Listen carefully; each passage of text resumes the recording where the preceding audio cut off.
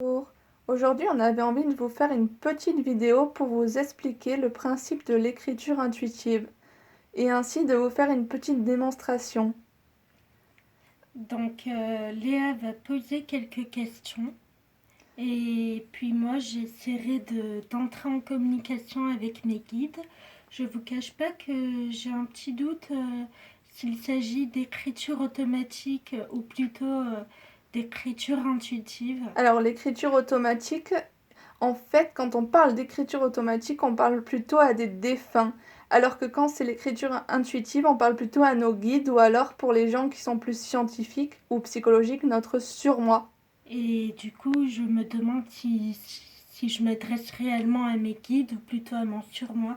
Enfin, en tout cas, on se propose, c'est toujours dans la réflexion, mais on se propose de vous partager cette expérience. C'est un exercice plutôt facile et en fait on laisse guider notre bras, on entre en communication avec notre moi et on se laisse aller tout simplement. On va vous montrer, par exemple on peut poser une petite question, allez toute simple, comment retrouver la paix en nous?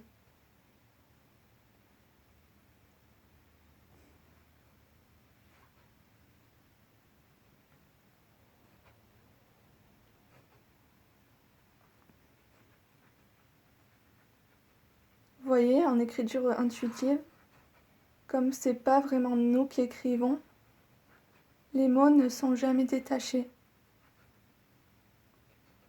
C'est nous qui dirigeons le stylo, mais Enfin, on tient le stylo et on laisse se diriger l'écriture, tout simplement.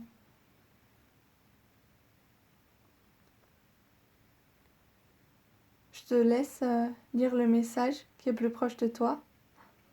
je pense que pour trouver la paix, il est important que les traits, que les... On ne trouve pas toujours quelque chose de cohérent, selon si notre mental interfère dans l'écriture ou pas. C'est pour ça que c'est important de bien méditer avant, de bien se recentrer et de bien se laisser guider, en fait, de lâcher ce que notre mental aimerait dire à la place de la personne ou de l'entité qui prend notre main ou notre bras.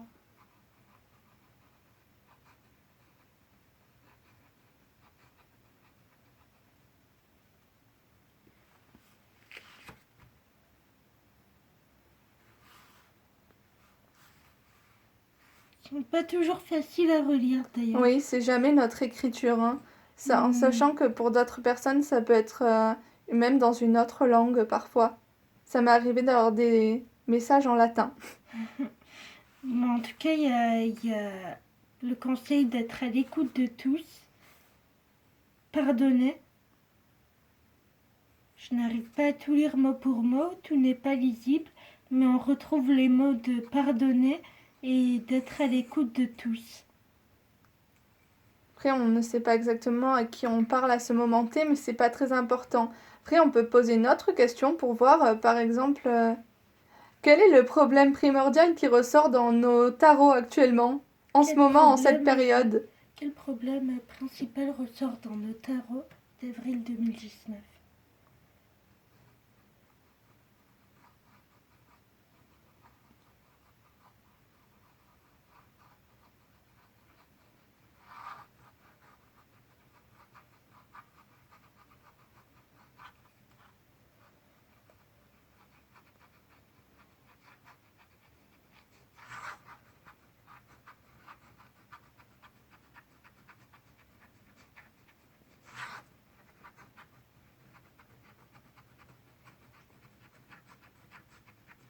Vous voyez, ça peut aller très vite ou très lentement.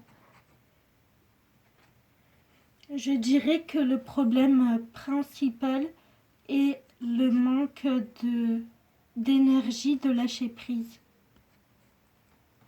D'énergie, de lâcher prise. Ouais.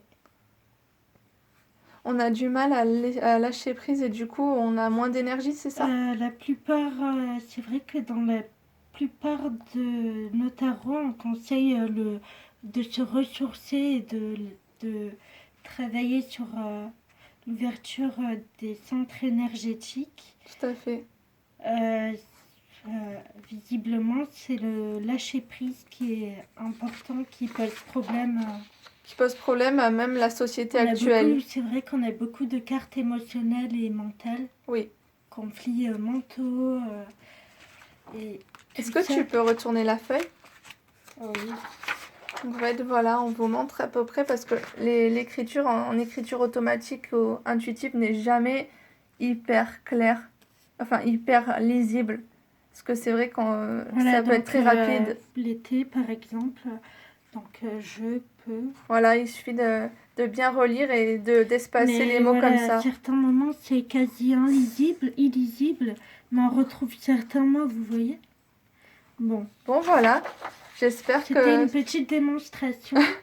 On découvre nous aussi, on n'est pas expert du tout. On débute, oui. Voilà. Si vous avez des infos d'ailleurs, si vous êtes plus expérimenté que nous, n'hésitez pas à nous partager ce que vous savez. Et puis, on vous souhaite une très belle journée. Bonne journée à vous.